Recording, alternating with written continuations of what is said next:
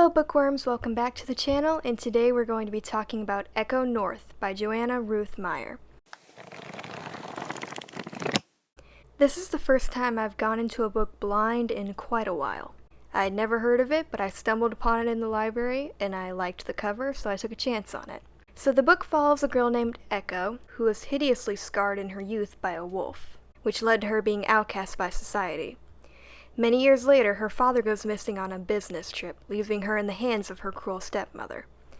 One day when the stepmother goes too far, Echo runs away and into the woods, where she finds her father half dead in the snow, being guarded by the same wolf that attacked her all those years ago. The wolf gives her an ultimatum. He will save her father's life, but in exchange, she must live with him for a year. So what works about this book? A lot of things. I enjoyed the interactions between the main characters, Echo, the wolf, and a boy named Hal.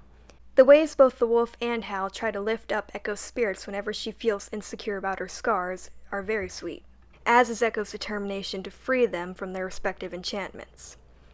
The villain in this story, the Wolf Queen, is a little one-note, but I imagine that was intentional, as the story takes inspiration from old-fashioned fairy tales, and the villains were never given much character beyond being evil in those stories. And being a one-dimensional character doesn't make her any less enjoyable. She's frankly diabolical, and her defeat is really satisfying. I also enjoyed the story's many twists. I guessed some of them, but there was one in particular during the climax that caught me way off guard. I had no idea it was coming, but looking back I could see how it was foreshadowed, in a very clever way. What really makes this book stand out, however, is the setting.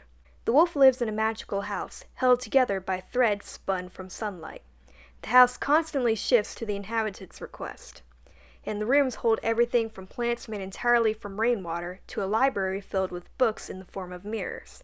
The concept is very fascinating, and I wish we spent more time learning about the house and seeing more of its rooms. So what doesn't work? Unfortunately, I think the book's strength is also its weakness, the house. The whole intrigue around the house relies on visuals, and I can't help but think that the story would be much more memorable as a movie. I mean, a house that must be sewn back together every day, and mirrors that allow you to step into a story as if you're crossing between worlds. Everything about it just screams something that belongs on the big screen, and it's a movie I'd see opening night in theaters. Additionally, I didn't really like the first 4 chapters of the book. It felt really slow and predictable.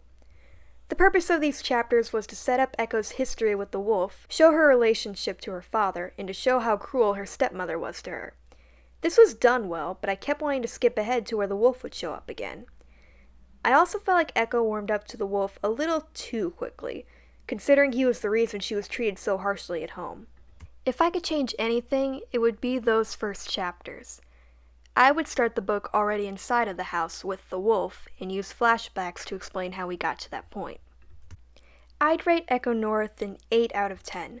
It wasn't perfect, but there was so much to love about it. I encourage anyone who's watching to check it out. If you guys have any recommendations as to what I should review next, be sure to drop them in the comments section, and I'll see you guys in the next video.